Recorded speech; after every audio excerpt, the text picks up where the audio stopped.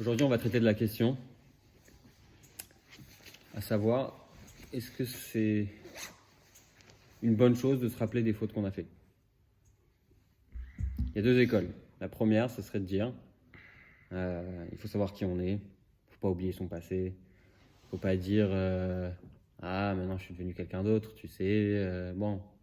Quand on voit des gens comme ça, souvent on a envie de leur dire, ouais, tu es devenu quelqu'un d'autre, en attendant, moi je me rappelle très très bien de ce que tu faisais avant. Je sais très bien qui tu es, tu vas pas me dire que tu es devenu quelqu'un d'autre, les gens ne changent pas, on va pas me raconter ça à moi. Et il y a une autre école qui dit que pour pouvoir avancer, on est obligé de mettre de côté.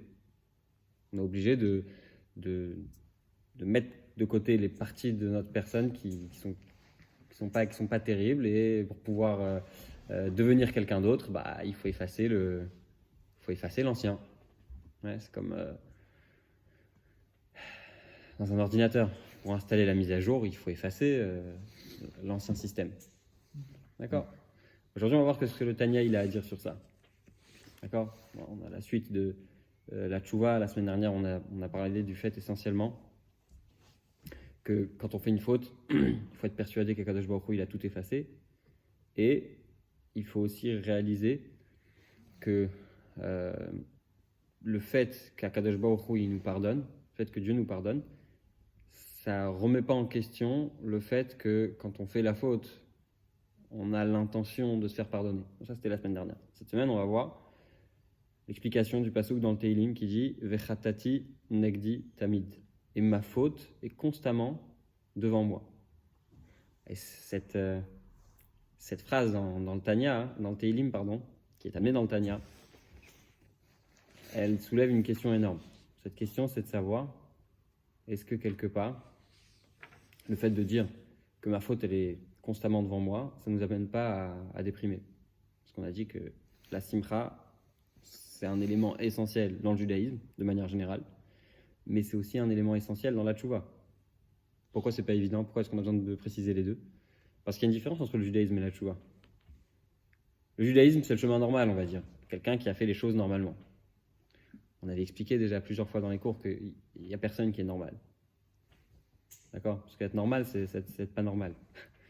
Je dis toujours cette phrase parce que tu connais quelqu'un qui vient à la synagogue tous les matins, tous les jours à la même heure et qui ne rate jamais. Il y a toujours des gens qui vont te dire « Oui, je connais quelqu'un. » Ça même, ça veut dire que c'est pas normal. Parce que si c'était normal, tout le monde le ferait. Donc être normal, c'est être pas normal. Et tout le monde a besoin de faire tchouva. Jusqu'à même, on nous dit que quand Mashiach va arriver, le Mashiach va faire en sorte que les tzadikim fassent tchouva. C'est-à-dire que même les tzadikim, ils ont une teshuva à faire. D'accord? Bon. Maintenant, la tchouva, c'est de manière générale, quand on parle de tchouva à quelqu'un, il pense tout de suite à regretter, arranger, ouvrir une nouvelle page. Et quand on ouvre une nouvelle page, le problème, c'est tout de suite, comment ça marche? Je dois ouvrir une nouvelle page. Donc ça veut dire que ce qui était dans le passé, je dois le mettre de côté. D'accord? C'est pour ça que dire que le judaïsme c'est avec joie, c'est une chose. Mais de dire que la tchouva aussi, elle est avec joie, c'est encore une autre chose. Parce que ça implique de se rappeler de ses fautes. Et qu'est-ce qu'on fait avec ses fautes? Qu'est-ce qu'on fait avec le souvenir de ses fautes? Donc le Tanya va parler de ça. On est dans la fin du chapitre 11. Donc moi j'ai catouvé ceux qui est écrit Vechatati negdi tamid et ma faute est constamment devant moi. C'est quoi l'intention? Quand on le lit comme ça, à première vue, ça veut dire rappelle-toi des fautes que tu as fait. Mais non. En amechouvan liot tamid atsev nivze chas v'shalom. On n'est pas en train de dire, Dieu préserve, qu'il faut toujours être triste et nivze, ça veut dire se dégoûter à ses propres yeux. D'accord? C'est pas ça l'idée. L'idée c'est quoi alors? Des actifs battrés, parce qu'il est écrit juste après Tashmieni sasan vesimcha, que il faut faire entendre de la joie. Veruach nediva, et un vent de nadiv en hébreu, ça veut dire quelqu'un de généreux. D'accord? Maintenant, quand on est triste, on peut ni être généreux, ni être joyeux en même temps. C'est très compliqué. Quelqu'un qui est généreux, en général, c'est quelqu'un qui est de bonne humeur. D'ailleurs, même les gens qui ont du mal à donner, quand ils sont de bonne humeur, ils ont plus envie de donner. Comme c'est l'histoire de... il y avait un jour un type qui ramassait de l'argent, et il y a même des listes de grands donateurs qui donnent, etc. Il est parti à New York, et il y a même des gens qui prennent, qui ont un taxi, et que quand tu viens ramasser de l'argent, ils ont une liste, ils te font le tour, etc. Machin. Bon. Il arrive chez un des donateurs, et les donateurs, ils s'énervent contre lui. Et pourquoi tu as besoin d'argent? Et pourquoi tu ne te débrouilles pas dans le pays où tu es? Patati patata. Il lui en met sur la tête pendant 20 minutes. Et à la fin des 20 minutes, il voit que l'autre, il bouge pas, il est l'esprit tranquille, etc. Il lui dit, dis-moi, il lui fait le chèque, il lui fait un gros chèque. Il lui dit, dis-moi, comment tu tiens comme ça? Et il lui dit, écoute, sur le papier, il y avait écrit, il s'énerve. Et puis à la fin, il fait un chèque du double du montant. Bon, des fois, il faut savoir attendre. Mais en tout cas, quelqu'un qui est de bonne humeur, en général, il a le cœur plus ouvert. Donc, on a clairement une idée ici qui nous dit, c'est vrai qu'il faut se rappeler de ses fautes, mais ça doit nous amener la joie. Alors, à quoi ça sert de s'en rappeler alors? Pourquoi est-ce qu'on a besoin de s'en souvenir? Pourquoi est-ce que tu as besoin de te rappeler que dans ta vie, tu as fait telle et telle erreur? Chacun à son niveau. Pour ne pas la refaire. Pour ne pas la refaire, mais on va rentrer dans les détails. Qu'est-ce que ça veut dire ne pas la refaire? Parce que dans le premier chapitre de Igeret HaTshuva, Admor HaZaken, il avait expliqué que la première étape de la Tshuva, c'est ce qu'on appelle Azivat Achet. Azivat Achet, ça veut dire abandonner la faute. Et on avait expliqué à l'époque, parce que là on va bientôt finir, ça fait longtemps, on avait commencé l'année dernière, on avait expliqué qu'est-ce que ça veut dire abandonner la faute. Et on avait dit par exemple, même si un voleur, il a encore le butin à la maison, mais dans sa tête il a dit ok, c'est fini, je vole plus, d'accord? C'est déjà considéré comme une teshuva, d'accord? Bon, on va pas revenir là-dessus, mais en tout cas, là on est un peu plus que, on est sûr et certain que la personne elle va plus fauter. La question c'est qu'est-ce qu'on fait avec le souvenir des fautes? Donc on a dit que c'était avec joie, alors qu'à quoi ça sert? Donc l'Admor HaZaken il répond au Mishum Shetzarech liot kol yamav b'tshuva ila, puisque toute la vie on doit être dans le deuxième niveau de tshuva. Tout au long des chapitres, on avait expliqué qu'il y a deux niveaux dans la tshuva, la petite teshuva et la grande teshuva. C'est d'après la Kabbalah et la Chassidut. Donc c'est quoi la tshuva ila? Shehi besimcha rabba, parce que la tshuva ila c'est dans un niveau de grande joie, kanis karlel, comme on a expliqué auparavant. Et là, negdi daika, c'est écrit quoi? Il n'y a pas écrit vechatati tamid, je faute constamment, ma faute, non. Negdi, ça veut dire contre moi, devant moi. Kemo, comme c'est écrit, va tatitiatsev mineged, mineged saviv loel umoed yachanu. Il y a d'autres expressions dans la Torah, ça c'est très souvent on voit même dans Rashi, quand tu veux expliquer un terme, Rashi va expliquer ce terme en donnant comment dire, d'autres exemples dans les prophètes. Dans tout le Tanakh, cette expression elle a été utilisée ailleurs. Rashi il amène l'expression ailleurs, il te dit voilà, tu veux comprendre ce que c'est comme ça. L'Admor HaZaken il fait un peu pareil et il nous dit on retrouve l'expression de mineged qui veut dire devant, mais c'est un devant qui veut dire de loin. Piresh Rashi merachok. Rashi explique que le mot mineged il veut dire on doit avoir un souvenir de ses fautes, mais un souvenir qui est lointain. Vamechouvan. C'est quoi l'intention là-dedans? Rak les biltirum levavo. Le problème quand quelqu'un il fait tchouva, c'est que des fois il a tendance à s'élever un peu sur les autres. Ouais, moi j'ai fait un parcours dans ma vie compliqué, etc. Non, je suis déjà à un niveau plus haut. Et je me souviens quand j'étais à la yeshiva, le rav de la yeshiva, il m'avait dit qu'au 770 à l'époque, il y a 50 ans de ça, il y avait un type qui avait fait tchouva. Et vous savez, c'est écrit dans la Gemara que l'endroit où les tchouva se tiennent, même les tzadikim ne peuvent pas se tenir. Et donc il y avait un Baal tchouva il y avait quelqu'un de sa famille qui avait des problèmes de santé. Je ne sais pas si c'était sa mère, sa sœur, bref. Et il y a un ami à lui qui lui a dit pourquoi tu ne demandes pas au rabbi? Et il a dit mais je ne peux pas demander au rabbi puisque je suis un Baal tchouva. Il a dit alors? Il a dit le Baal tchouva il est plus haut que le tzadik. Alors bon, ça c'est exagéré, mais ce que je veux dire c'est que des fois, un Baal Tshuva, il a tendance à s'envoler un petit peu. Donc, pour le rabaisser, pour lui rappeler un petit peu que calme-toi, rappelle-toi d'où tu viens. Maintenant, vous allez me dire, pourquoi c'est tellement marrant cette blague?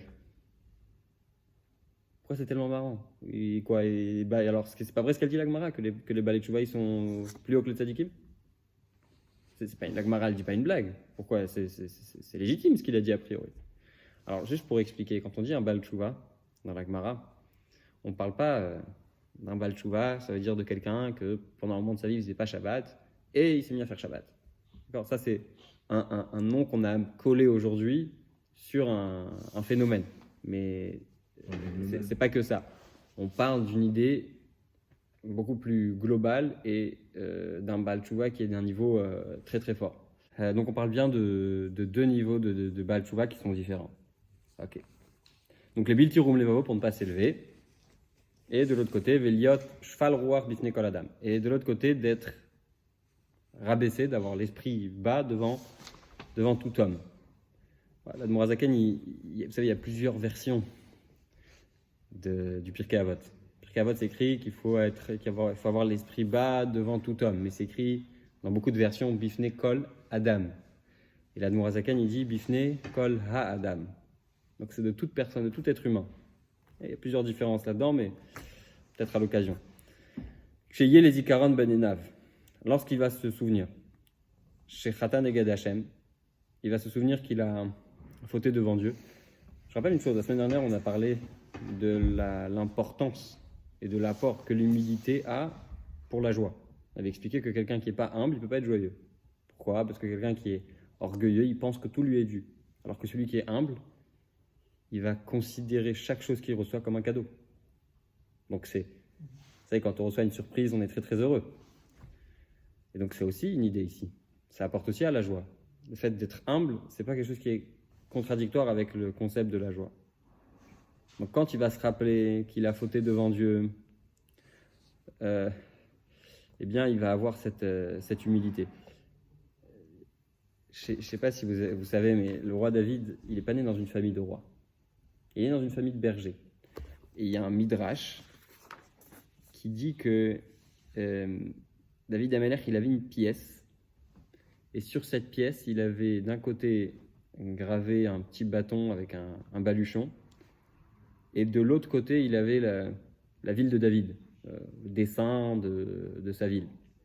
Et c'est à l'idée de ça. C'est-à-dire que David Amelech, il voulait se rappeler constamment du fait que dans sa vie, il n'a pas toujours été roi et important. C'est important de se rappeler d'où on vient. D'accord? Et quand quelqu'un il a ce souvenir, son jugement envers les autres, il va être tout à fait différent. Sa façon de se comporter. Maintenant, la question qu'on se pose, c'est comment humilité et joie peuvent être compatibles? Et à ça, l'Admorazaken, il va répondre. Ok, on continue. Va des Rabbalényana Simcha. Et au contraire, en ce qui concerne la joie, Yoil, Zikaron Achet, la mémoire de la faute, ça va servir, Beyeter Seet, avec encore plus de force, Birde, les Kabel, Besimcha, Kol, Ameoraot, Amitrakshot ou Baot. Pour recevoir avec encore plus d'humilité tous les problèmes qu'il peut avoir. Ben Minashamaim, Ben Alidé Abriot, que ce soit des problèmes qui lui viennent du ciel ou des problèmes qui lui viennent par les êtres humains. Alors, cette idée-là, elle est ramenée dans le Tanya. J'ai vu dernièrement aussi dans Chovot Halvavot que le souvenir de la faute, il nous aide à traverser les moments difficiles. Pourquoi? Parce que quand on sait, quand on est conscient qu'on a fait une erreur, et qu'il nous arrive des problèmes, on va dire, ah bon, c'est comme les gens ils disent, kapara. Pourquoi quand il nous arrive un problème, on dit kapara? Quel rapport kapara? Et là on explique. C'est-à-dire que cette chose-là, ce problème-là, il va me pardonner mes fautes. D'accord? Birde le kabel besimcha kol hameoraot, pour recevoir avec joie tous les incidents qui peuvent arriver. Que ce soit du ciel, que ce soit par les hommes. Bédibour ou Massé, la semaine dernière, ou il y a 2 semaines, on avait parlé longuement que la providence divine, elle s'applique aussi sur ce qui peut arriver par un homme. D'accord? Bon, on ne va pas rentrer là-dedans, mais on en avait déjà parlé. Mais Dibour Obema, c'est par la parole et par les actions. Et d'ailleurs, c'est un bon conseil pour se débarrasser de la colère. D'accord? Parce que quand on se rappelle qu'on a fauté, alors on se dit, bon, je ne suis pas si important que ça. Je ne suis pas quelqu'un de tellement fort et de tellement... Je mérite un petit peu d'avoir honte. Je mérite un petit peu d'avoir eu ce problème. Mais ça, c'est que quand on a l'humilité. Sinon, on s'énerve très fort. Et quand il dit qu'Hachem il nous a pardonné, il nous a pas pardonné, genre au point de pas nous. Il nous a pardonné, mais ça fait partie quand même de nous. Et c'est pas au point qu'il va pas nous punir. Est-ce que quand on accepte les erreurs de quelqu'un, de sa femme, de ses parents, de quelqu'un qui sait que son père il a un faible pour le chocolat, ok, et il mange toujours le chocolat quand le chocolat il arrive à la maison, Ouais. d'accord? Est-ce que pour autant le fait d'accepter son père comme il est, ça fait que je vais dire non, il n'aime pas le chocolat. Non, il aime le chocolat. Et à chaque fois, il prend le chocolat qui est à la maison. Ouais, Mais ça veut pas dire pour autant que je vais oublier qu'il est ça. Tu vois ce que je veux dire? Tu sais qu'il est ça. Si on a dit qu'il a fait de chouva dessus, on va dire qu'il dit maintenant je mange plus de chocolat. Ah, mais je sais quand même qu'il a fait ça dans le passé. J'ai pas le droit de lui rappeler, mais je sais qu'il l'a fait. Ok. D'accord? Tchouva, ça veut pas dire. Encore une fois, c'est quelque chose qu'on ne va pas se rappeler au quotidien. Ça doit être. L'Admorazaka, il a dit que ça doit être loin. D'accord? Mais ça doit quand même être présent. D'accord? Donc ça, c'est un bon conseil pour se débarrasser de la colère. Chol minek peida et toutes sortes de l'énervement qu'on peut avoir sur quelqu'un. Ou comme Amar Rabotenu Zichronam Livracha, comme les Chachamim nous disent, Ane Elavim ve'enam Olvim. Ceux qui sont affligés et qui n'affligent pas les autres. Ça, c'est la définition d'un Chacham. C'est quelqu'un qui sait recevoir. Il peut se faire insulter, une seconde. Ça veut pas dire que c'est une faiblesse, et ça veut pas dire qu'il faut être une victime ou se laisser faire. Non, l'idée, c'est de dire je sais recevoir un reproche et je vais pas tomber dans la tristesse. Pas dire ah là là, tout le monde se moque de moi. Ou... Non. Mais je sais, je vais me défendre. Il y a un Shulchan Aruch. Shulchan Aruch, il y a des règles par rapport à quelqu'un qui insulte. Il y a des règles, d'accord? Quand on habite dans un pays, il y a la police, etc. Ça ne veut pas dire qu'il ne faut pas dénoncer à la police quand il y a un vrai problème. Bon, on ne va pas rentrer dans le sujet, mais il ne faut pas confondre les deux choses, d'accord? Shomim cher patam ven mishivin. Ils entendent leur honte et ils ne répondent pas. C'est comme David Amen. D'accord. Quand Shimi Ben Kara, il a insulté, il a dit ça vient de Dieu. Ouais, bien sûr. Bien sûr. Il n'a rien fait. Aussi, me'ava ou smechim beisurim. Ils font ça avec amour et ils sont heureux avec les souffrances. Encore une fois, ça ne veut pas dire qu'on demande les souffrances, mais ça veut dire qu'une fois qu'on a eu certaines souffrances, on est capable de dire bon, ok. Donc, vechol ha'ma'avir al midotav, et pour finir, l'Admorazakan dit tout celui qui passe sur ses fautes, c'est-à-dire que tout celui qui considère pas ses fautes, eh bien, pardon, je dis n'importe quoi. Vechol ha'ma'avir al midotav, tout celui qui va aller contre ses midot. C'est quoi les midot? Midot, c'est les attributs de caractère, les vertus, le tempérament. D'accord? Quand on a un tempérament très fort, on a tendance à s'énerver, à taper sur la table, etc. Et quelqu'un qui va faire l'effort d'être ma'avir, ça veut dire de mettre de côté son tempérament, eh bien à ce moment-là, on va ma'avirin lo alkol pshav, on va pardonner toutes ses fautes. Donc, si vous avez fait attention, l'Admorazakan, il a cité ici 3 niveaux. Le premier, c'est des gens qui sont affligés, mais qui n'affligent pas. D'accord? C'est le premier niveau. Tu te fais insulter, capable de recevoir et d'absorber ces choses-là. Deuxième niveau, c'est des gens qui entendent et qui ne répondent pas du tout. C'est-à-dire qu'il n'y a aucune réaction. Troisième niveau, c'est des gens qui sont capables d'entendre quelque chose qui va contre eux, et malgré le fait que ça va contre eux, ils sont contents. Parce qu'ils disent, ils arrivent à voir la lumière au fond de l'obscurité. Quand quelqu'un il leur fait du mal, ils se disent, c'est super, ça veut dire que je vais te pardonner de mes fautes. Très bien, tu m'as fait du mal. Alors ça, c'est un niveau très très haut. Je vais finir avec une histoire. Il y avait un monsieur qui avait beaucoup de souffrance. Il a perdu des enfants, il a eu beaucoup de difficultés dans sa vie. Et il y a un jour un de ses amis qui lui a dit, alors j'avais les noms, mais c'est une histoire authentique, on a la source. Un ami qui est venu le voir et qui lui a dit, écoute, je comprends pas comment tu fais. Comment tu fais pour continuer à être content, à être joyeux, etc. Ma femme, elle a fait un cours sur ce sujet il y a quelques temps et elle a fait témoigner une femme qui a perdu aussi ses 2 enfants. Et quelque part, je souhaite à personne d'avoir des souffrances, mais c'est précisément ces gens-là qui arrivent à répondre à ces questions, qui arrivent à comprendre, qui arrivent à expliquer tout ça. Et ce monsieur, il a dit, tu sais, quand tu marches dans la rue et que quelqu'un te met une tape dans le dos, la première question que tu te poses, c'est qui ? Et quand tu te retournes, il y a 2 possibilités.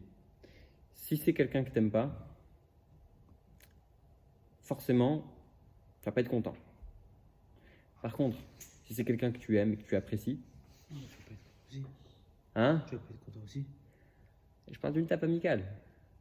Quelqu'un que tu aimes, qui t'a fait une tape amicale, tu l'as pas vu depuis 6 mois, un ami très proche. Certes, tu te retournes, bon, tape amicale, on l'aime pas forcément, mais quand tu te retournes, tu dis c'est toi, comment ça va ? Tu l'oublies, tu n'y penses même pas. Eh ben, ce qu'il faut réaliser ici, c'est que, et ça c'est un niveau encore une fois très haut, c'est quand il nous arrive une certaine souffrance, c'est pour ça que je dis, les gens ils disent capara, mais ils sont loin de réaliser la profondeur qu'il y a dans cette phrase. Des fois on dit des choses, on ne se rend même pas compte de l'importance et de ce qui est caché à l'intérieur. Mais le niveau le plus haut, ce serait de se dire à chaque fois qu'on a un problème, je suis content. Encore une fois, on peut y penser, on va essayer chacun d'y travailler le plus possible.